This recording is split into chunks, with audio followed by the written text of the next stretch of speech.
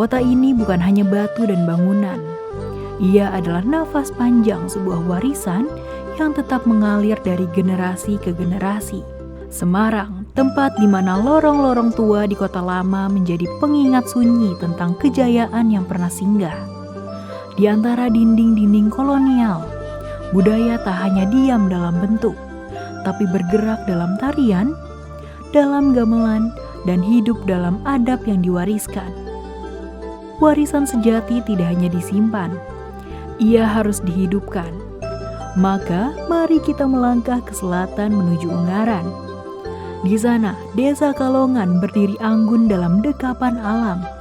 Sawah yang menari diterpa angin, sendang yang kembali bernyawa, dan masyarakat yang menjaga harmoni dalam hidup yang bersahaja.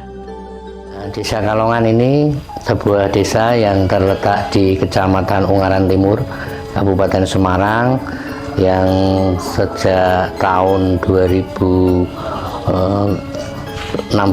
mendeklarasikan diri menjadi sebuah desa wisata di wilayah Kabupaten Semarang ini. Pelestariannya sendiri kami ambil di Kabupaten Semarang karena waktu itu orang tua saya memilih untuk membeli tanah di Kalongan, di Dusun Dampu, Desa Kalongan Ungaran Timur itu karena tertarik akan satu sendang. Nah, satu sendang ini kami sekeluarga rawat supaya hal tersebut itu bisa bermanfaat bagi masyarakat karena sendang tersebut kebetulan sudah ditinggalkan oleh masyarakat selama 15 tahun dengan berangkat dari filosofi bahwa air merupakan sumber kebermanfaatan bagi seluruh makhluk, sehingga berangkat dari definisi tersebut kami sekeluarga mendirikan sanggar di Kabupaten Semarang, tepatnya di Dusun Dampu, Desa Kalongan, Ungaran Timur.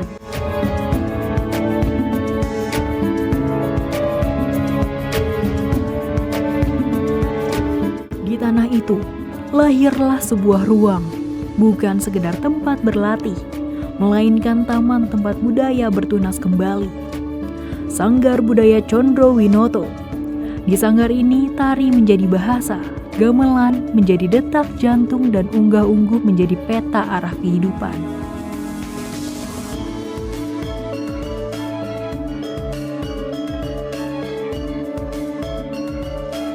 Nah, jadi Sanggar Budaya Condro Winoto. Nah, Condro Winoto sendiri merupakan nama tua dari eyang saya, yaitu Raden Nganten Sukeni Condro Winoto, yang kebetulan berarti ibu dari ibunya saya.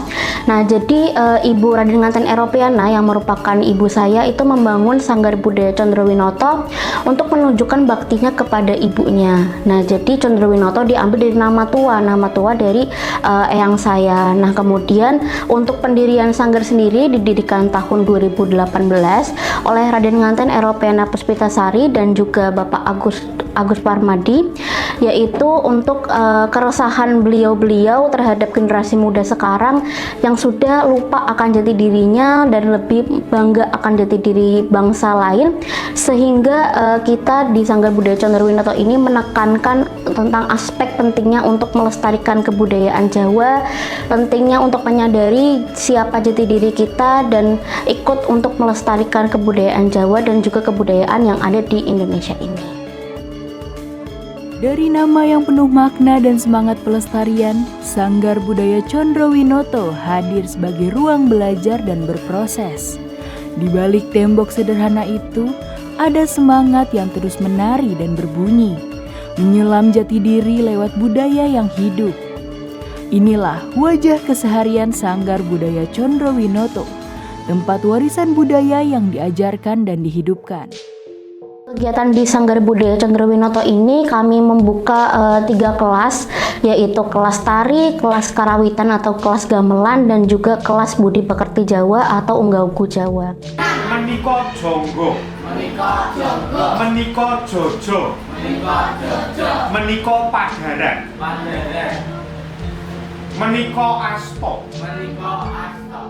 Kegiatan wonten sanggar, di dalam sanggar khususnya yang saya ampu itu ada 2 pelajaran. Yang pertama ada unggah-ungguh bahasa Jawa, yang dimana di dalamnya mempelajari semua yang bersangkutan dengan budaya Jawa, baik dari unggah-ungguh itu sendiri, cara berbahasa Jawa yang baik dan benar, menulis aksara Jawa, terus tembang dolanan, tembang mocopat, juga mengajarkan tentang kepribadian atau jati diri budaya Jawa untuk menumbuhkan jiwa cinta budaya Jawa itu sendiri. Kemudian ada lagi yang kedua, ada kelas karawitan. Kelas karawitan mengajarkan tentang gending-gending dasar kepada anak-anak, memperkenalkan warisan budaya yang merupakan budaya asli Jawa, gamelan, melalui lagu-lagu yang menarik, yang mudah dihafal, sehingga murid-murid tidak mudah bosan.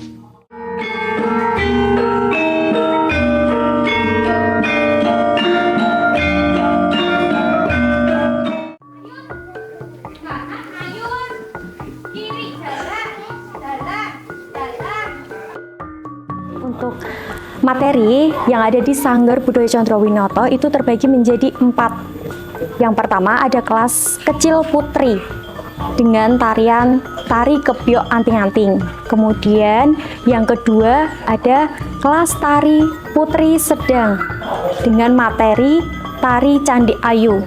Dan yang ketiga tari beruang, yaitu kelas kecil putra. Dan yang keempat adalah kelas dewasa putri, yaitu tari Sri Panganti. Untuk waktunya sendiri itu terbagi menjadi 4. Satu kelas itu durasinya adalah 1 jam menari dan praktek. Tak ada suara yang lebih jujur dari tawa anak-anak yang tengah belajar budaya. Mereka adalah benih yang hidup di tanah leluhur, tumbuh dalam irama dan nilai, agar kelak tak lupa pada siapa mereka berasal.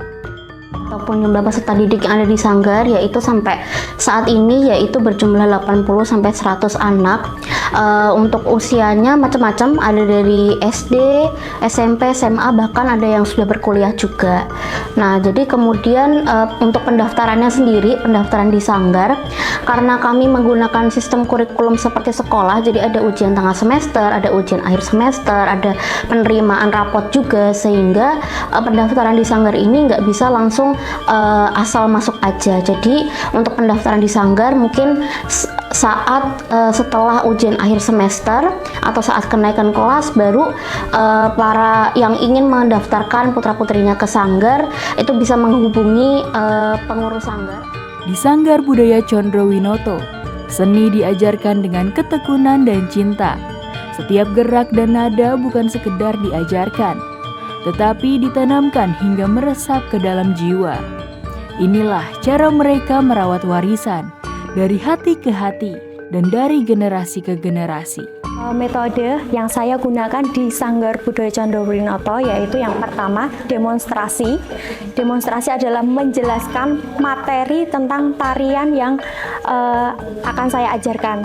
Kemudian yang kedua adalah latihan. Latihan yaitu latihan berupa fisik, olah tubuh, ya, kemudian praktek menari. Metode diskusi untuk kelas yang besar. Saya perkenalkan budaya-budaya, nanti didiskusikan bersama. Terus untuk kelas kecil, berhubung kelas kecil itu masih banyak yang belum sekolah, adapun yang masih PAUD ataupun TK, maka saya yang membimbing seperti pembelajaran di sekolah PAUD, TK, dan SD kecil. Di tengah arus modern yang tak terbendung, Sanggar Budaya Condrowinoto memilih untuk bertahan dengan cara yang halus. Demonstrasi, diskusi, dan bimbingan jadi jalan menjaga makna Jawa tetap menyala. Mengajarkan generasi muda bahwa adat bukan beban, melainkan akar yang meneguhkan. Tantangannya menjadi masalah klise untuk para pelaku seni dan pemerhati budaya, karena dewasa ini anak-anak yang sudah mulai jauh dari budayanya sendiri itu menjadi sebuah tantangan tersendiri. Apalagi Sanggar Condrowinoto ini terletak berdekatan dengan area perkotaan. Itu yang membuat jarang sekali anak-anak yang berminat untuk belajar. Maka dari itu didirikan sanggar ini untuk menarik kembali minat para generasi muda untuk terus mempelajari dan bisa memperkenalkan mungkin di kemudian hari kepada dunia luar tentang betapa hebatnya budaya Jawa. Dalam mengajar di Sanggar Budaya Condrowinoto, yaitu yang pertama adalah perkembangan zaman yang sangat modern sekarang ini. Anak-anak muda sekarang itu minim sekali untuk mencintai budaya Indonesia. Nah, maka dari itu untuk perkenalan pertama saya biasanya mengenalkan tarian-tarian yang modern. Kemudian saya selipkan tarian-tarian tradisional yang ada di Indonesia. Menjaga warisan budaya bukan hanya soal melawan arus zaman, tetapi juga tentang membuka akses yang seluas-luasnya. Sebab, tak semua anak punya kesempatan yang sama untuk belajar. Banyak sanggar di luar sana yang memungut biaya yang tak sedikit. Sayangnya, bagi sebagian besar anak-anak dan keluarga, biaya biasanya menjadi patokan penghalang. Banyak sanggar budaya di luar sana memungut biaya yang tak sedikit. Disinilah Sanggar Budaya Condrowinoto mengambil langkah berbeda. Ia hadir bukan hanya sebagai ruang belajar, tapi sebagai rumah yang terbuka untuk siapa saja. Sanggar ini memilih untuk menggratiskan seluruh proses belajar mengajar tanpa pungutan, tanpa batasan, agar siapapun dari usia berapapun dan dari latar belakang apapun punya hak yang sama untuk mengenal dan mencintai budaya Jawa.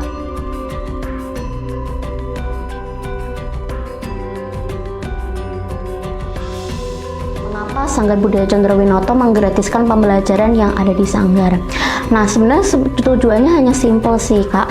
Nah, Sanggar Budaya Condrowinoto ini kan karena banyak nih sanggar-sanggar di kabupaten-kabupaten Semarang itu tuh yang memungut biaya, bahkan saat pentas juga memungut biaya yang bahkan tinggi. Nah, jadi kan untuk range Kabupaten Semarang kan nggak semua dari setiap kalangan itu memiliki uang untuk bisa belajar tentang budaya. Nah, sedangkan budaya Jawa, apalagi budaya-budaya yang ada di Jawa ini tuh harus tetap dilestarikan oleh siapapun.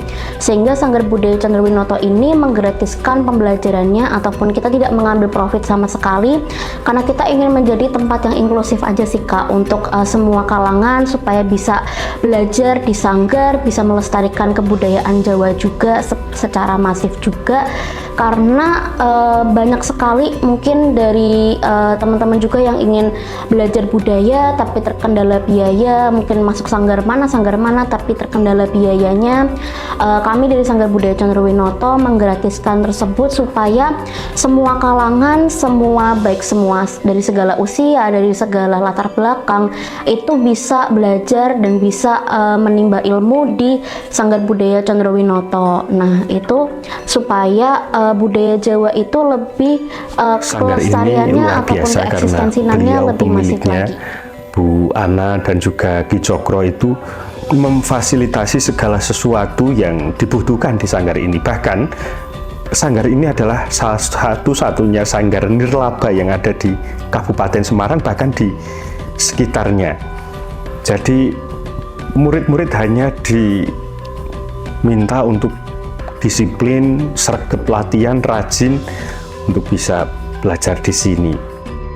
Langkah Sanggar Budaya Condrowinoto untuk tidak memungut biaya sepeser pun bukan hanya soal kemurahan hati, tetapi bentuk nyata dari tekad besar untuk merangkul semua kalangan. Di saat banyak ruang belajar budaya yang tak lagi terjangkau oleh sebagian masyarakat, sanggar ini memilih jalan yang berbeda. Disinilah nilai luhur budaya Jawa itu sendiri dihidupkan kembali. Tentang berbagi tanpa pamrih dan tentang pentingnya menjaga warisan bersama. Banyak anak yang sebelumnya hanya bisa menyimpan mimpi dalam diam, kini menemukan tempat untuk tumbuh. Mereka dulu hanya bisa menonton dari kejauhan, kini bisa menari, menyanyi, dan mengenakan busana tradisional dengan penuh rasa bangga. Tak sedikit pula orang tua yang dulunya ragu, kini menjadi pendukung utama, menyaksikan sendiri bagaimana anak-anak mereka tumbuh percaya diri lewat pelajaran budaya. Bukan hanya anak-anak juga, tetapi juga para pemuda, warga desa. Semuanya perlahan menemukan tempat mereka di sanggar ini. Bukan sebagai penonton, tapi sebagai bagian dari perjalanan budaya yang hidup dan bernafas di tengah masyarakat. Sanggar Budaya Condrowinoto ini sangat kelihatan sekali di masyarakat. Artinya dulu sebelum ada sanggar itu beberapa orang yang punya talenta, punya gairah untuk belajar budaya, menyalurkannya itu susah.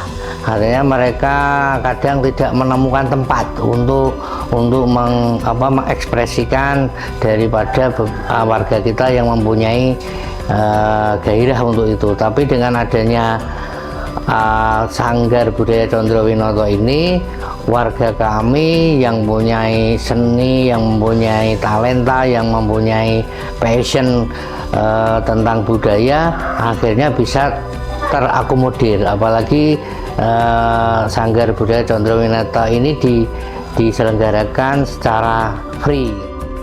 Dampak keberadaan sanggar bukan hanya terasa dalam jumlah peserta yang terus bertambah, tapi juga dalam perubahan cara pandang masyarakat terhadap budaya itu sendiri. Ketika ruang terbuka dan akses dimudahkan, mereka yang memiliki potensi dan kecintaan terhadap budaya akhirnya bisa berkembang. Bakat yang dulu terpendam kini menemukan tempatnya. Namun, perjalanan melestarikan budaya tidak hanya berhenti pada membuka akses.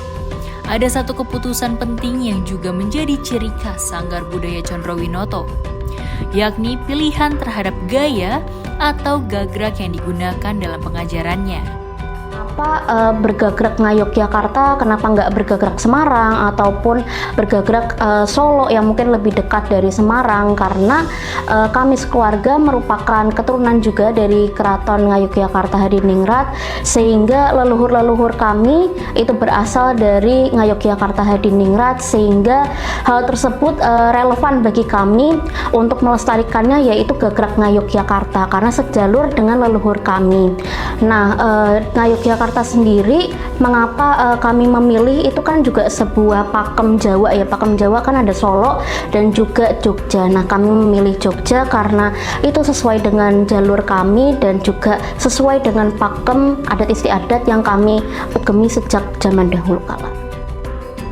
Apakah pengajaran di sanggar itu murni dari gagraknya Yogyakarta ataupun ada campuran dari Semarang ataupun daerah yang lain? Mungkin waktu itu sanggar sempat belajar mengenai tarian gambang Semarang, dan kemudian itu untuk keperluan event juga, untuk event di Kabupaten Semarang itu kebetulan tariannya itu berupa gagrak Gambang Semarang. Nah, jadi mungkin murni pelajaran dari sanggar, semua kurikulum di sanggar, semua pengajaran di sanggar, bahkan guru-gurunya pun itu mengajarkan mengenai gagrak Ngayogyakarta seperti visi misi di awal sanggar, yaitu mengajarkan gagrak Ngayogyakarta supaya kita terpusat di satu aja. Jadi kayak enggak mencar-mencar entar di daerah sini, entar di daerah sini. Jadi kita hanya berpusat fokus kepada satu daerah gagrak Ngayogyakarta. Cuman di beberapa event-event yang sanggar ikuti itu mungkin ada beberapa tarian yang mungkin mengadopsi dari budaya Jawa seperti gambang Semarang, kemudian beberapa tari-tari lainnya juga yang mungkin bukan bergagrak Ngayogyakarta. Kami juga sempat belajar akan hal itu, namun tetap utamanya yaitu di gagrak Ngayogyakarta. Sebenarnya kalau sanggar ini kan latar belakangnya dari Keraton Jogja, karena pemiliknya beliau adalah keturunan Sri Sultan Hamengkubuwono II. Tapi di sini tidak dipungkiri karawitannya mempelajari beberapa gagrak. Untuk yang dipelajari ada yang dari gagrak Jogja, ada yang dari gagrak Surakarta. Untuk yang anak-anak spesifiknya agar tidak mudah bosan, saya seringkali menyelipkan gagrak Semarangan yang lebih ceria dan berirama riang. Semua yang terjadi di Sanggar Budaya Condrowinoto tidak lepas dari dedikasi luar biasa Bu Ana dan Ki Cokro. Dua sosok yang bukan hanya menjadi pendiri, tetapi juga menjadi roh dari setiap kegiatan di sanggar ini. Tempat di mana budaya diajarkan tanpa syarat, tanpa biaya, hanya dengan satu imbal balik, disiplin, ketekunan, dan semangat belajar. Namun, di balik antusiasme yang kini tumbuh begitu besar, Sanggar Budaya Condrowinoto tidak selalu seperti ini. Ada masa di mana keberadaannya nyaris tak terdengar, hanya segelintir orang yang tahu. Maka, untuk menjangkau lebih banyak orang, sanggar ini memulai dari cara yang paling sederhana, dari mulut ke mulut. Pada dahulunya, pada tahun 2018 sampai 2020-2021 itu tuh Sanggar Budaya Condrowinoto ini masih dalam skup kecil, yaitu di Kabupaten Semarang. Jadi sehingga pada saat awal-awal kita merintis Sanggar Budaya Condrowinoto ini masih belum mendapatkan atensi sebanyak sekarang. Nah, jadi pada tahun 2018 sampai 2020 itu kami melakukan secara mulut ke mulut, yaitu terhadap warga-warga di sana. Jadi pertama murid kita masih 5, masih 10 karena mulut ke mulut itu tadi. Jadi kayak misalnya ada anak yang belajar di sanggar, kemudian karena ada bedanya nih Kak, yang belajar di sanggar dan yang nggak belajar di sanggar itu pasti kan ada bedanya. Karena apalagi kami sudah mengajari dari kelas Ungga-Unggu Jawa juga, jadi pasti ada perbedaannya, sehingga output yang baik ini yang diterima oleh orang tua murid itu bisa menghasilkan promosi yang secara tidak sadar itu bisa mempengaruhi bagi sanggar. Jadi untuk mulut ke mulut itu biasanya dari situ sih Kak, karena kan dulu pas kita awal-awal pendirian kita masih belum mendapatkan atensi sebanyak sekarang, kita belum bisa mendapatkan masa sebanyak sekarang. Dari hari ke hari, langkah demi langkah telah mereka tempuh. Tak mudah memang, tapi semangat itu terus hidup. Di balik latihan, tawa dan keringat, Sanggar Budaya Condrowinoto bukan hanya tentang masa lalu, tapi juga tentang masa depan. Saatnya kita dengarkan bisikan harapan yang tumbuh dari hati mereka untuk hari yang akan datang. Saya berharap untuk Sanggar Budaya Condrowinoto tetap terjaga eksistensinya walaupun zaman sudah semakin maju. Saya berharap supaya Sanggar Budaya Condrowinoto ini terus mengembangkan inovasinya, terus mengembangkan inovasi-inovasi yang lebih maju untuk mengikuti arus perkembangan zaman sekarang supaya bisa lebih relevan untuk berkembang di sesuai zamannya. Sanggar Budaya Condrowinoto ini bisa terus berkembang, tidak hanya untuk skup lingkup Kalongan saja, tapi setidaknya di wilayah Ungaran dan Kabupaten Semarang ini. Harapan saya untuk anak-anak Sanggar Budaya Condrowinoto, semoga anak-anak Sanggar Budaya Condrowinoto bisa membawa nama baik Sanggar Budaya Condrowinoto ke masyarakat luas, kemudian bisa membanggakan sanggar. Harapan saya pribadi untuk sanggar ini agar semakin maju, semakin tinggi namanya, semakin bisa mencakup semua kalangan yang ingin belajar budaya Jawa. Di saat dunia terus bergerak maju, Sanggar Budaya Condrowinoto memilih untuk tetap berpijak, bukan untuk tertinggal, tapi untuk menjaga agar langkah kita tak pernah kehilangan arah. Inilah Bridge of Heritage, nafas yang tak hanya hidup di hari ini, tapi terus mengalir menuju masa depan.